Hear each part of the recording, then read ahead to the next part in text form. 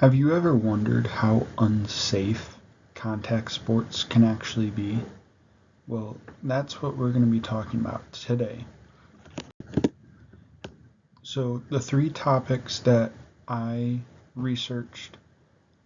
are concussions via contact sports, which make academic grades worse, the risks of playing contact sports, and why contact sports should not be allowed to be played until kids are around the high school years of age. Now, all three of these are going to correlate back to concussions because that is one of the most severe injuries that can occur when playing a contact sport such as football, soccer, basketball, rugby, hockey, any of those type of sports that involve two athletes coming in contact with such a high physical collision that causes the brain or muscles to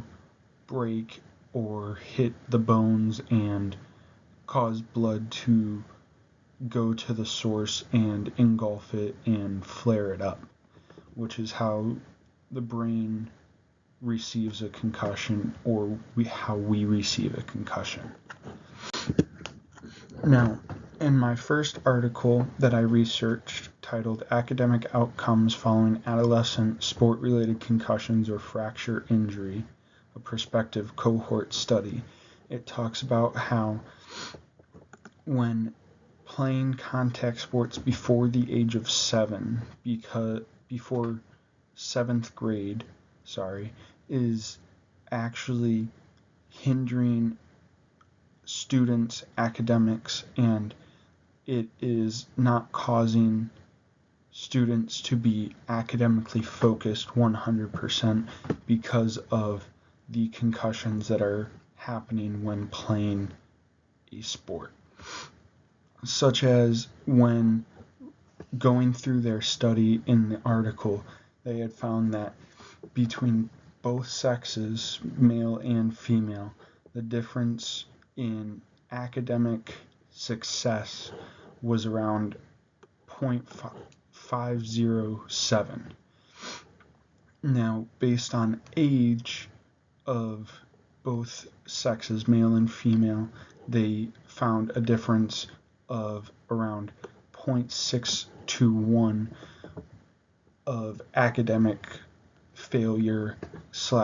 success. So students that are receiving concussions in sports before 7th grade,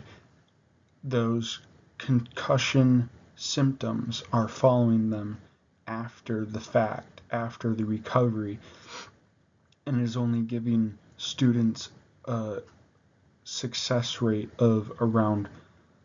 37.9%, which is actually a really low success rating. Now, students, when after they receive concussions and recover, it's found that depression is actually higher at around 75.5% in those athletes that have had concussions. Now, I know for my fair share of receiving minor hits to my head when playing soccer that my academics are not always to the highest spot that I know deep down that they can be. So, making aware of how risky and how dangerous contact sports are is somewhat important to me and why I did this research. Now, students that have somewhat of ADHD and receive concussions from sports, their academic success actually goes down almost one of the highest at around 92.2%, which is actually really bad, because that's meaning that only 7.8% of students that receive concussions and also have ADHD are still maintaining that grade level they had prior to receiving that concussion. So the article is very knowledgeable and informative of how risky it is to receive a concussion when playing a hard-hitting contact sport such as soccer,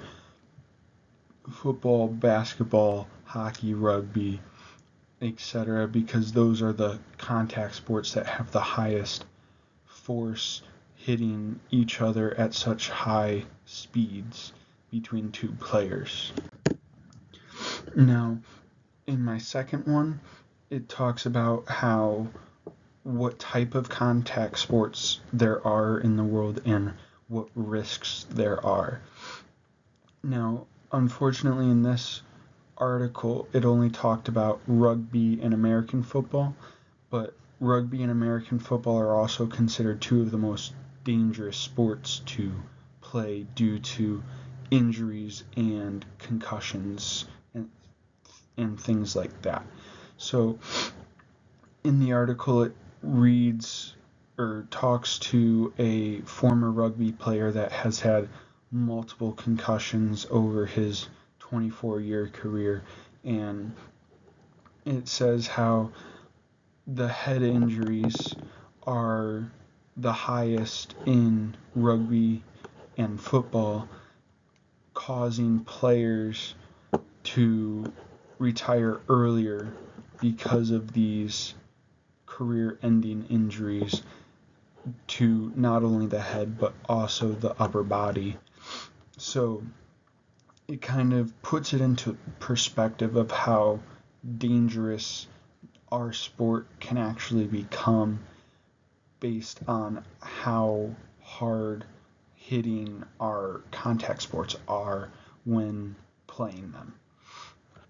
Now, my last article that I researched has probably one of my favorite movie references based on a true story, which is from Dr. Bennett Omalu, who's a Nigerian